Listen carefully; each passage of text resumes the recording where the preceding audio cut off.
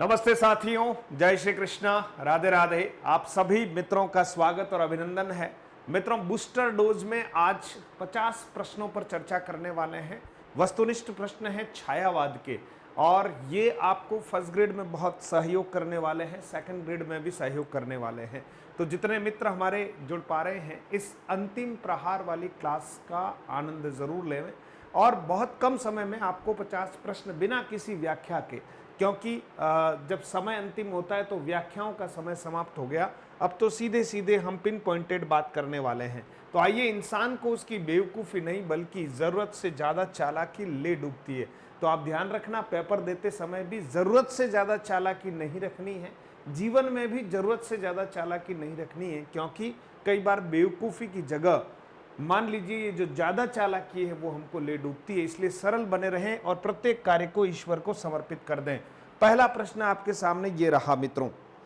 पहला प्रश्न देखिएगा, निम्नलिखित में से कौन सी विशेषता द्विवेदी युगिन काव्य की नहीं है? आप सभी जानते हैं आचार्य महावीर प्रसाद द्विवेदी बहुत यूं कह सकते हैं कि हिंदी साहित्य के इतिहास के ऐसे व्यक्ति जिन्होंने साहित्य की दिशा दशा को ही मोड़ दिया था। तो ऐसी कौन सी विशेषता द्विवेदी युगिन काव्य की नहीं है? इतिवृत्तात्मकता है, सुधारवाद, काव्य भाषा के रूप में खड़ी बोली की प्रतिष्ठा, स्वानुभूति की प्रत्यक्ष विवृत्ति। बताइए कौन सी विशेषता नहीं है? मित्रों, सीधी बात है, स्वानुभूति की प्रत्यक्ष विवृत्ति ये द्विवेदी युगिन काव्य की विशेषता नहीं है। बाकी सुधारवाद भी है और काव्य भाषा के रूप में खड़ी बोली को जो है प्रतिस्थापित किया है, ये भी बिल्कुल सही बात है। तो पहले प्रश्न का सही उत्तर जो है मित्रों वो है ऑप्शन नंबर 4। ठीक है, चलिए प्रश्न नंबर 2, भारत भारती किसकी रचना है? मित्रों, बहुत यूं कह सकते हैं कि काफी बार परीक्षाओं में आया हुआ प्रश्न है। ठीक है, और बहुत सरल सा है। भारत भारती मैथिली शरण गुप्त, दिनकर हरियोद निराला। मैथिली शरण गुप्त की रचना है भारत भारती, और इसी ग्रंथ की रचना के आधार पर उनको क्या कहा गया था मित्रों बताएं? उनको राष्ट्र कवि कहा गया। और ये भारत भारती रचना जो है वो 1912 ईस्वी की रचना है। मैथिली शरण गुप्त बहुत शानदार रचनाकार रहे हैं द्विवेदी युग के। चलिए अगले प्रश्न की ओर बढ़ते हैं। छायावाद के 4 स्तंभ हैं छायावाद के, निम्न में से कौन सा एक नहीं है? निराला है, पंथ है, प्रसाद है, महादेवी वर्मा। ये 4 स्तंभ हैं। अजय जो हैं वो छायावाद के 4 स्तंभों में गिने नहीं जाते हैं। ठीक है मित्रों, चलिए अगले प्रश्न की ओर बढ़ते हैं। राम की शक्ति पूजा, ये निराला जी की एक लंबी कविता है। ठीक है, बहुत प्रसिद्ध कविता है, आपने ग्रेजुएशन वगैरह में भी इस कविता को पढ़ा होगा। राम की शक्ति पूजा के विषय में कौन सा कथन असत्य है? ध्यान दीजिएगा, कौन सा कथन असत्य है? आप जल्दी से उत्तर बताइएगा, मैं भी आपको उत्तर बता रहा हूं। बताइएगा। राम की शक्ति पूजा 1936 ईस्वी में, ठीक है, हाँ, रचित रचना है, काव्य है, कविता है। राम को शक्ति पूजा का सुझाव जामवंत ने दिया, बिल्कुल ठीक है। हनुमान जी को भी जागृत करने का काम जामवंत ने ही किया है। सुनहु रीछपति सुनु हनु, कहे रीछपति सुनु हनुमाना। ठीक है, तो राम को शक्ति पूजा का सुझाव जामवंत ने दिया, बिल्कुल ठीक बात है। राम को रावण पर विजय का वरदान देवी से प्राप्त हुआ, यह भी कविता में जो बता रखा है, ठीक है। राम की शक्ति पूजा का कथानक रामचरितमानस पर आधारित है। राम की शक्ति पूजा के राम मानव अधिक है, ईश्वर कम है। बताइए कौन सा कथन जो है वो असत्य है मित्रों? हाँ, मित्रों यहां पर ये जो तीसरा ऑप्शन है ना, ये ठीक नहीं है, है ना। ये जो है कृतिवासी रामायण पर आधारित है।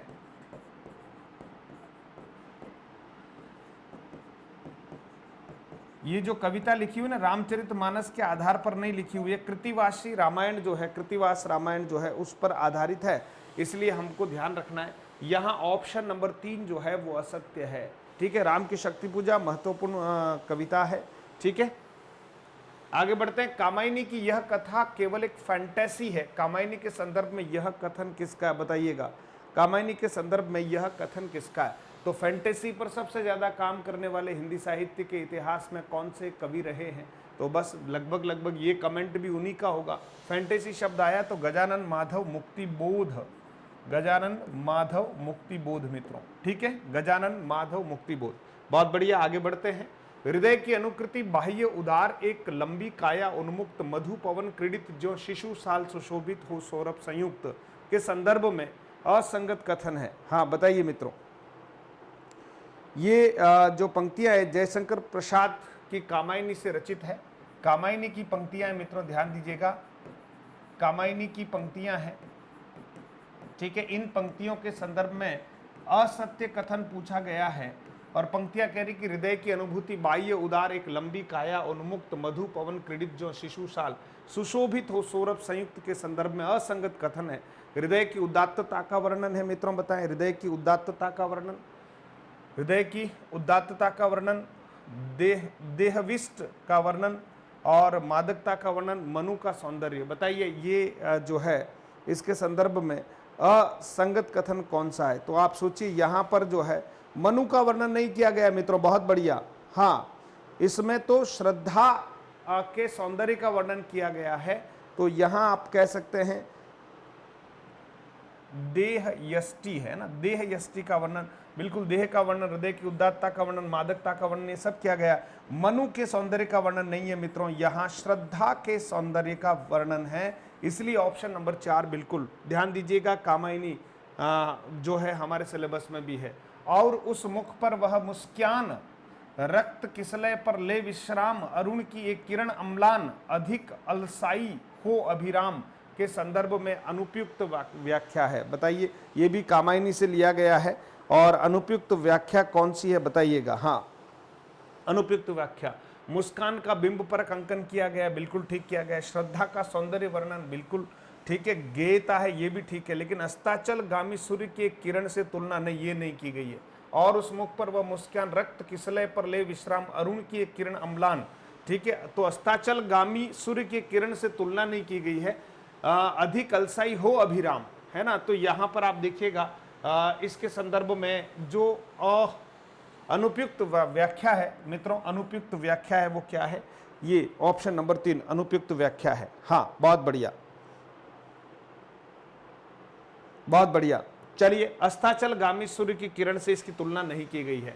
डॉक्टर रामविलास शर्मा ने राम की शक्ति पूजा में किन 2 कविताओं का सार तत्व माना है? जागो फिर एक बार वो बादल रात, दोनों का सम्मिश्रण है।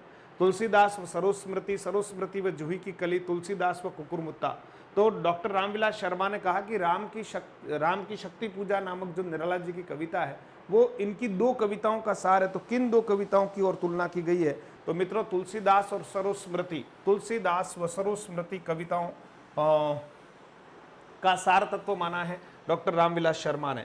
फिर बढ़ते हैं, राम की शक्ति पूजा कविता मूलतः किस संकलन में? गीतिका, परिमल, आराधना, अनामिका। ये बहुत महत्वपूर्ण प्रश्न है, आप बताइएगा। 1936 जो है अनामिका, याद रखिएगा पक्का। 1936 में जो अनामिका नामक काव्य संग्रह प्रकाशित हुआ था, अनामिका में राम की शक्ति पूजा नामक लंबी कविता का संकलन किया गया है। परीक्षा में आए तो विचलित होने की आवश्यकता नहीं है। राम की शक्ति पूजा में प्रयुक्त रवि हुआ अस्त पंक्तियों की असंगत व्याख्या है ना। असंगत व्याख्या पूछी है कि रवि हुआ अस्त का अर्थ क्या है ना, क्या अर्थ है रवि हुआ अस्त? तो सूर्य के अस्त होने का वर्णन है, ठीक बात है, रवि हुआ अस्त। राम के निर्बल होने का भी संकेत है, ठीक है। बड़े अक्षरों का प्रयोग और बताएं। हाँ, दग्धाक्षर र का प्रयोग और लक्ष्मण के मूर्छित होने का, यहां आप देखिएगा दग्धाक्षर र का प्रयोग, ये ऑप्शन है, दग्धाक्षर र का प्रयोग, ठीक है, दग्धाक्षर र का प्रयोग। और कह रहे हैं लक्ष्मण के मूर्छित होने का संकेत नहीं, लक्ष्मण के मूर्छित होने का संकेत हुआ ही नहीं है, क्योंकि युद्ध ही नहीं हुआ है, तो लक्ष्मण के मूर्छित होने की बात यहां पर कहां होगी, है ना। इसलिए ये जो है वो व्याख्या ठीक नहीं है। आगे देखिए, निम्नलिखित में से क्या स्वच्छंदतावादी साहित्य की प्रमुख विशेषता नहीं है? स्वच्छंदतावादी साहित्य का मतलब छायावादी साहित्य ही है, इसलिए कंफ्यूज नहीं होना है। छायावाद और स्वच्छंदतावाद एक ही बात है, ठीक है। यह बाह्य जगत को अधिक महत्व देता है, मेरे को तो यही लग रहा है कि यही गड़बड़ है यहाँ। बाह्य जगत को अधिक महत्व देता ही नहीं, छायावाद तो आंतरिक जगत को महत्व देने वाला है, तो यह बाह्य जगत को अधिक महत्व देता है, ये बात ठीक नहीं है। और ये कह रहा है कि विशेषता नहीं है वो बताना है। यह सब प्रकार की रूढ़ियों से मुक्त होता है, ठीक बात है। इसमें कल्पना और असाधारणता का प्राचुर्य होता है, ये भी बिल्कुल ठीक बात है। और अभिव्यक्ति में यह प्रतीकात्मक और अभिव्यंजक है, ये भी बिल्कुल सही बात है। तो यह बाह्य जगत को अधिक महत्व देता है, ये बात नहीं है। ये बाह्य नहीं, आंतरिक जगत को अधिक महत्व देता है, इस बात का आपको ध्यान रखना है। ठीक है मित्रों, चलिए अगले प्रश्न की ओर बढ़ते हैं। आपके उत्तर जो है कमेंट में आने चाहिए। और मैं फिर कह रहा हूं कि दिन भले ही हमारे पास अब 5-6 दिन बचे हुए हैं, लेकिन आप विचलित नहीं होंगे। इन्हीं दिनों में तो अपने आप को संभाल कर रखना है, और यही प्रैक्टिस जो है बार बार हमको करनी होती है कि अंतिम दिनों में विचलित नहीं होंगे। धैर्य के साथ हम इस परीक्षा को देने वाले हैं, और ये जो 23 तारीख को हमारे समक्ष परीक्षा है, इसमें हम अपने पूरे प्राणपण और संयम विवेक के साथ, बुद्धि के साथ, है ना, हम उतरने वाले हैं इस रणभूमि में। और इस रणभूमि में उतरने के बाद हम जो हैं एक एक शत्रु यानी एक एक प्रश्न हमारे समक्ष होगा, और उसको हम परास्त करेंगे हमारे बुद्धि बल और धैर्य के सहयोग से। ध्यान रखिएगा, प्रकाशन वर्ष के अनुसार सही अवरोही क्रम कौन सा? आरोही नहीं पूछा है, अवरोही यानी इधर। आरोही का मतलब छोटे से बड़ा, बड़े से छोटे की तरफ। अवरोही क्रम कौन कौन के अनुसार कौन सा सही है? तो ऐसे प्रश्न जो है मित्रों वो थोड़ा सा दुखी करेंगे, निश्चित तौर पर दुखी करेंगे, क्योंकि यहाँ सबसे पहले आपको रचनाओं के सन याद होंगे, तो हम कह सकते हैं सांध्य गीत जो है 1936 है। सांध्य गीत जो है, सांध्य गीत 1936 ईस्वी की रचना है। फिर कहा गया है निर्जा, तो निर्जा 1935 की है। निर्जा 1935 की है निर्जा, बिल्कुल, है ना, निर्जा 1935। निर्जा देखिए 1935। और रश्मि और निहार, रश्मि देखिए 1932 और निहार 1930। ठीक है, तो रश्मि 1932 और निहार जो है 1930 की रचना है, 1930 की रचना है। इस आधार पर अवरोही क्रम का मतलब जो बाद में है उसको हमें पहले लिखना है। तो अवरोही क्रम के अनुसार बताइए आप मित्र जितने भी जुड़े हुए हैं, क्या उत्तर बता पा रहे हैं? अब तो बहुत सरल हो गया आपके सामने। हाँ, तो बिल्कुल ए विकल्प ही सही है। सांध्य गीत 1936, निर्जा 1935, रश्मि 1932 और निहार 1930, बिल्कुल सही कहा, ऑप्शन नंबर 1। हाँ, आगे बढ़ते हैं। जयशंकर प्रसाद द्वारा रचित कामायनी में सर्गों की संख्या कितनी है? मित्रों ध्यान दीजिए कि सर्गों की संख्या कितनी। कामायनी 1935 में जो है एक प्रकार से यूं कह सकते हैं रचित है। 1935 में कामायनी में सर्गों की संख्या कितनी है बताइए? कामायनी में सर्गों की संख्या कितनी है? हाँ, 15 सर्ग हैं, आपको ध्यान रखना है। पहला सर्ग चिंता, दूसरा आनंद। 15 सर्ग है, पहला चिंता है, पहला सर्ग चिंता है, और 15वां जो सर्ग है मित्रों वो है आनंद। और जीवन की अनुभूतियां अगर हम ठीक तरह से लेंगे, अनुभव ठीक तरह से लेंगे और समझते हुए जीवन में आगे बढ़ेंगे तो आनंद ही आनंद है। तो चिंता से प्रारंभ है और आनंद से समापन है। ठीक है, बहुत बढ़िया, आगे बढ़ते हैं। पुरातनता का यह निर्मोक सहन करती न प्रकृति एक पल, यहाँ निर्मोक से अभिप्राय है। ठीक है, पुरातनता का निर्मोक सहन, तो आप बताइए ये कामायनी के श्रद्धा सर्ग से है। पुरातनता का निर्मोक शब्द जो है, निर्मोक का यहाँ अर्थ क्या है? तो सबसे पहले तो कामायनी के श्रद्धा सर्ग की पंक्तियां हैं। ठीक है, कामायनी श्रद्धा सर्ग की पंक्तियां हैं,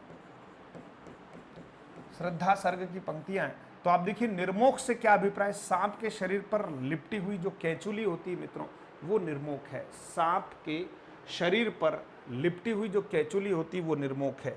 आगे बढ़ते हैं। निम्नलिखित विकल्पों में से किसका संबंध रामधारी सिंह दिनकर से है? किसका संबंध रामधारी सिंह दिनकर से है? कामाध्यात्म की समस्या, पौराणिक प्रसंग में भारत चीन युद्ध का युगिन संदर्भ, युद्ध दर्शन और सुधारवाद, है ना। तो रामधारी सिंह दिनकर, बताइए आप, रामधारी सिंह दिनकर का संबंध इनमें से किन से है? बहुत अच्छा प्रश्न है। तो सबसे पहले तो आप यहां पर देखेंगे कामाध्यात्म की समस्या से संबंधित जो है उनका एक ग्रंथ है कामाध्यात्म समस्या से संबंधित, और वो ग्रंथ है उर्वशी, है ना। ये कामाध्यात्म से संबंधित समस्या पर रचित है। और दूसरा है मित्रों पौराणिक, यहाँ युद्ध दर्शन की जब बात करते तो कुरुक्षेत्र, रश्मि, हुंकार आदि, कुरुक्षेत्र,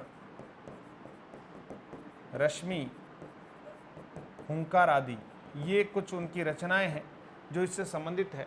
पौराणिक प्रसंग में भारत चीन युद्ध का वर्णन, पौराणिक प्रसंग में भारत चीन युद्ध का वर्णन जो है वो परशुराम की प्रतीक्षा,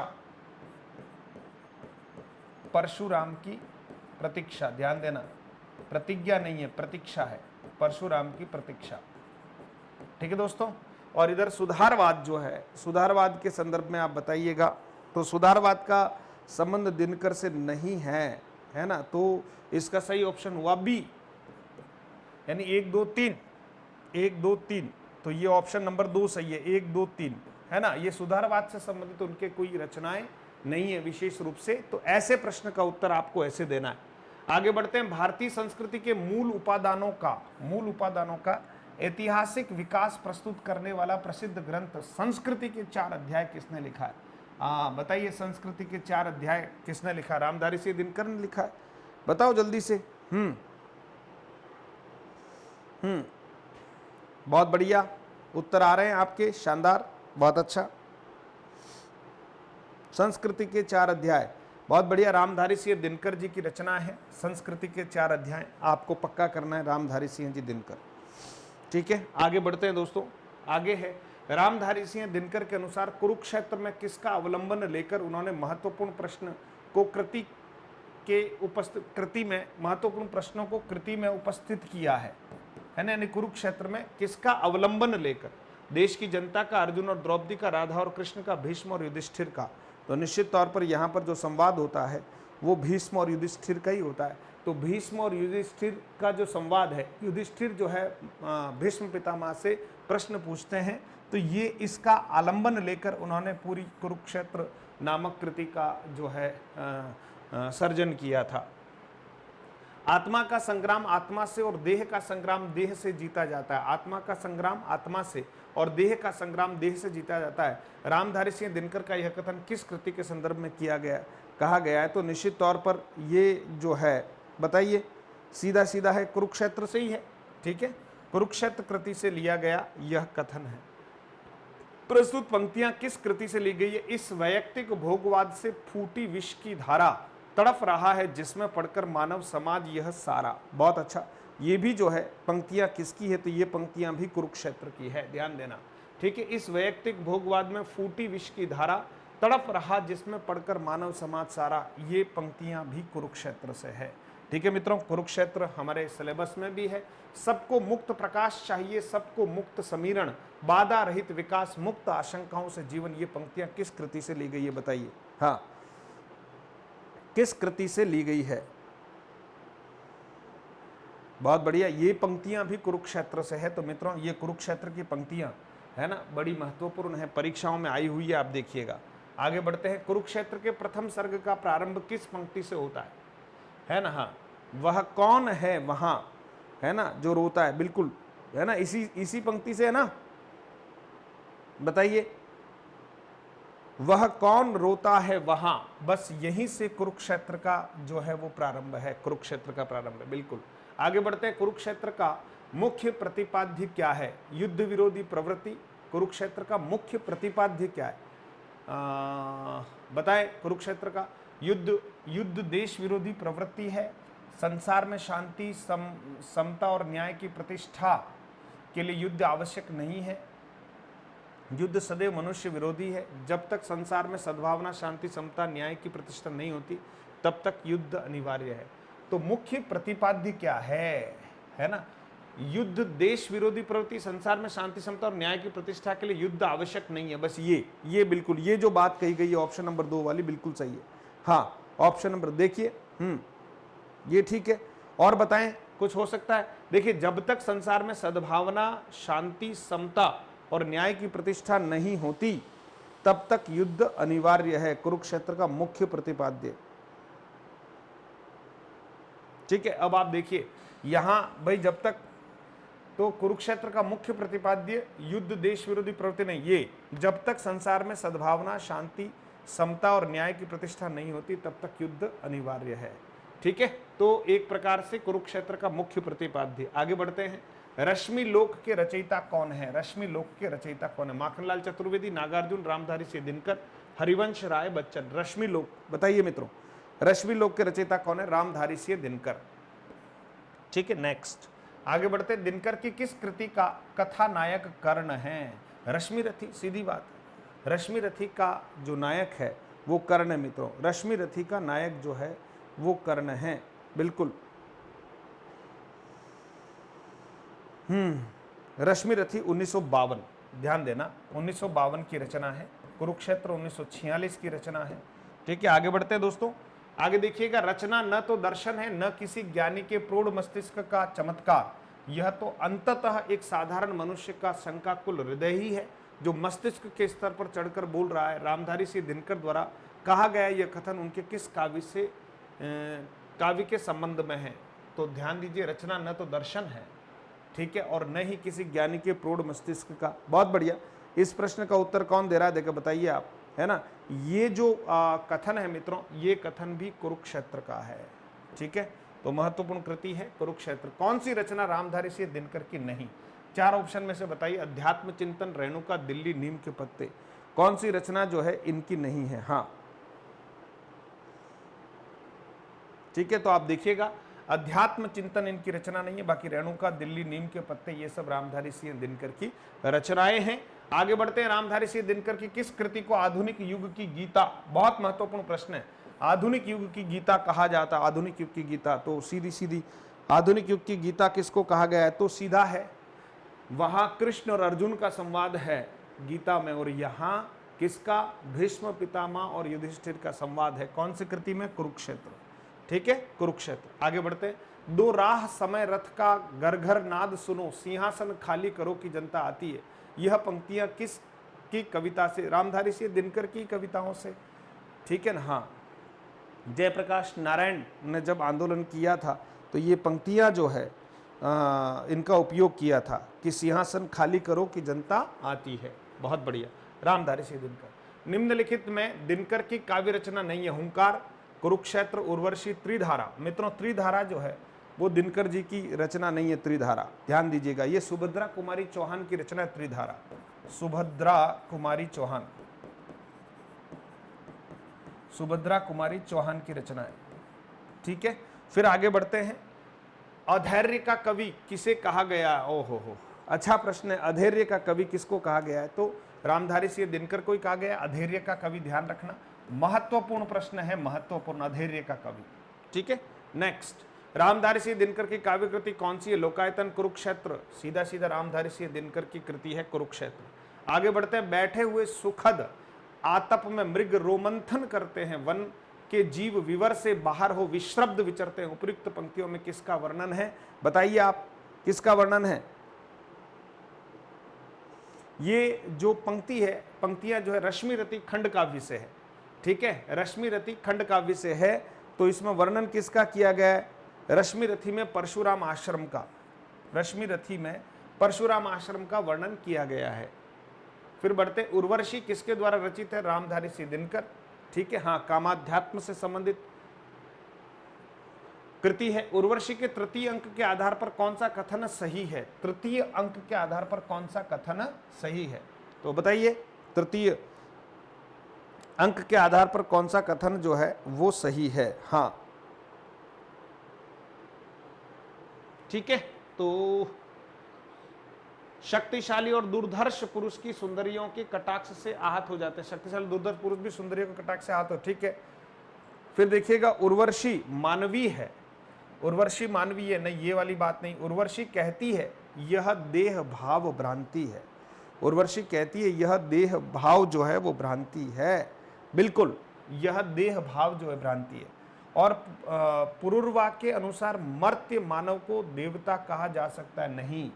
ठीक है, तो यहां पर आप देखेंगे कौन से कथन सही है, तो 1 और 3 सही है, 1 और 3।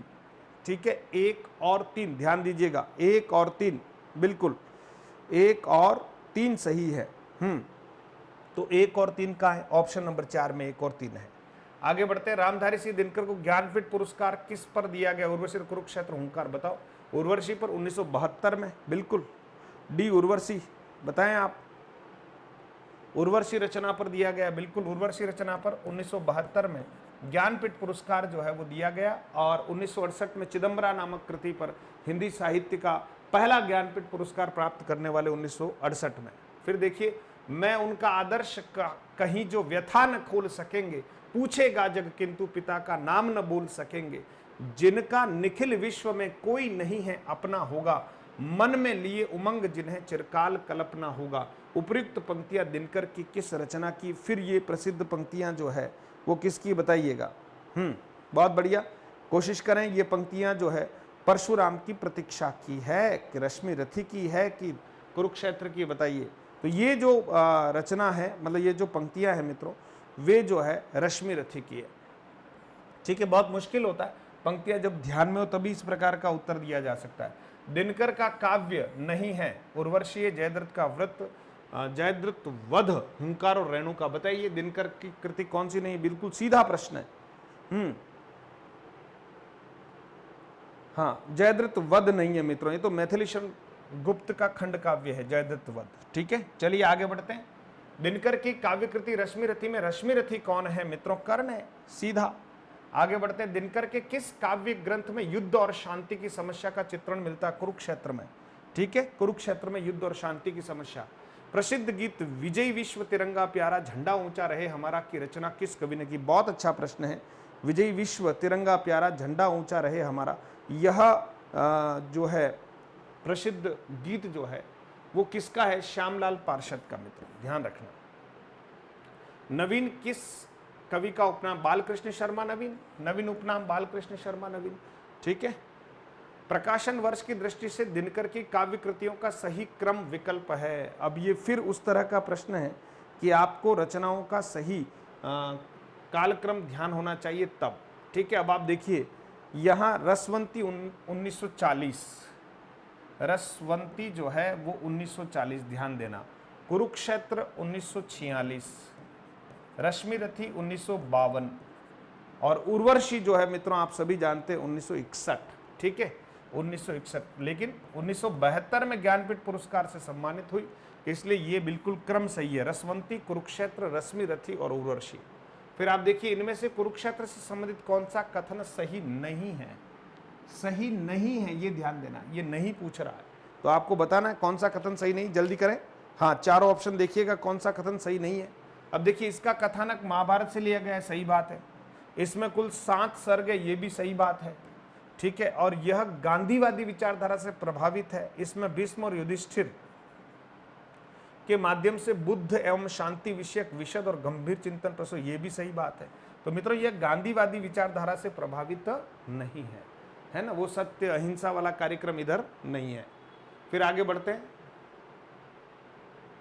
चलिए, एक दिन सहसा सिंधु अपार, लगा टकराने जगतल क्षुब्ध, अकेला यह जीवन निरुपाय, आज तक घूम रहा विश्रब्द, कामायनी से उद्धृत इन पंक्तियों के लिए कौन सा कथन सही है ना? एक दिन सहसा सिंधु अपार, ये पंक्तियां सबसे पहले बताएं आप कहां से ली गई, बताइए मित्रों। श्रद्धा सर्ग मित्रों, और मनु को श्रद्धा का प्रत्युत्तर है। श्रद्धा सर्ग बिल्कुल, और मनु को श्रद्धा का प्रत्युत्तर है। एक दिन सहसा, मनु जो है वो श्रद्धा, मनु को श्रद्धा का प्रत्युत्तर है कि एक दिन सहसा सिंधु पार, लगा टकराने जगतलक शुद्ध, अकेला यह जीवन निरूपा, आज तक घूम रहा विश्रब्द। ठीक है, ये श्रद्धा सर्ग से ली गई पंक्तियां हैं। कवि कुछ ऐसी तान सुनाओ जिससे उथल पुथल मच जाए, यह पंक्तियां जो है वो किस कवि की? मित्रों ये उथल पुथल मचाने वाले कवि जो हैं बालकृष्ण शर्मा नवीन ही है। ठीक है मित्रों, बालकृष्ण शर्मा नवीन, ये उथल पुथल मचाने वाले। आगे बढ़ते हैं। सूर्यकांत त्रिपाठी निराला जी के काव्य के बारे में निम्न में से कौन सा विधान गलत है? सूर्यकांत त्रिपाठी, स्वर लय की प्रधानता है, भाषा ओजपूर्ण है, सदुक्कड़ी हिंदी का प्रयोग है, भाषा संस्कृत निष्ठ खड़ी बोलिए। बताइए कौन सा विधान गलत है मित्रों, बताएं। हाँ, कौन सा विधान गलत है तो आप बता सकते हैं। सदुक्कड़ी हिंदी का प्रयोग नहीं है, ये तो संस्कृत निष्ठ हिंदी है, सदुक्कड़ी हिंदी का प्रयोग नहीं है। ठीक है। हृदय की अनुकृति, बाह्य उदार, एक लंबी काया उन्मुक्त, किसके प्रति कही गई पंक्तियां? कवि के प्रति, मनु के प्रति, इड़ा के प्रति, श्रद्धा के प्रति। हाँ बताइए आप, ये तो निश्चित तौर पर श्रद्धा के प्रति है। ठीक है, कामायनी की पंक्ति है, श्रद्धा के प्रति। डॉक्टर रामकुमार वर्मा रहित रचित गद्य गीत कौन सा है? भग्नदूत, मौक्तिकमाल, हिमहास और अंतर रंगिनी। बताइए आप, गद्य गीत कौन सा है? अंतर रागिनी है ना, ये अंतर रागिनी, ठीक है। हिमहास जो है मित्रों वो गद्य गीत है, डॉक्टर राम कुमार वर्मा द्वारा रचित। चलिए, जयशंकर प्रसाद की ब्रजभाषा में लिखी कविताओं का संग्रह किस नाम से प्रकाशित है? मोस्ट इंपोर्टेंट प्रश्न है मित्रों, है ना। अंधा युग, सरोज स्मृति, कुरुक्षेत्र और राम की शक्ति पूजा। अरे यार, ये तो ऑप्शन ही, है ना, ऑप्शन गड़बड़ हो गए। यहाँ ये ऑप्शन जो है ये ठीक नहीं है, चारों ऑप्शन चेंज कर रहे हैं, ठीक है। आप लिखिएगा प्रेम प्रतीक, महाराणा का महत्व, प्रेम प्रतीक, महाराणा का महत्व दूसरा ऑप्शन, महाराणा का महत्व, ठीक है। और चित्राधार करुणालय, चित्राधार करुणालय, चित्राधार करुणालय। तो मित्रों ये ऑप्शन नंबर 3 बिल्कुल सही है। जयशंकर प्रसाद की ब्रजभाषा में लिखित कविताओं का संग्रह जो है वो चित्राधार नाम से प्रकाशित है। बहुत प्रश्न मित्रों लगभग आपके सामने 50 पूरे कर दिए हैं, और इन प्रश्नों को बिल्कुल आपने जिस तरह से गो थ्रू हुए हैं, है ना, तो जो विद्यार्थी और चाहते हैं कि मुझे देखना है तो आप जल्दी इन प्रश्नों को ज़रूर देखिएगा। और ये प्रश्न जो हैं बहुत महत्वपूर्ण हैं। जो भी हमारे नवीन विद्यार्थी, उनसे आग्रह, मधुरम हिंदी प्रो एप्लीकेशन को डाउनलोड करके एक हिंदी व्याकरण का कोर्स और एक टेस्ट सीरीज बिल्कुल निःशुल्क आप प्राप्त कर सकते हैं। आप सबका जो है स्वागत, अभिनंदन और एक बार आभार, है ना। और अच्छे मन से तैयारी करते रहें, घबराने की आवश्यकता नहीं। बहुत बहुत धन्यवाद, ठीक है। और पढ़ते रहें, तनाव रहित पढ़ना अभी आपके लिए बहुत ज़रूरी, लेकिन समय 18 घंटे पूरे दीजिएगा, है ना। और थोड़ा कोशिश कीजिएगा जो क्लास देखनी है वही देखें। बहुत ज़्यादा इधर उधर यूट्यूब पर भी और सोशल मीडिया पर अभी समय नहीं है, इसलिए मैं चाहता हूं कि थोड़ा कम करके अपना जो रिवीजन सेशन है उसको ठीक तरह से आप पूरा करें। बहुत बहुत धन्यवाद।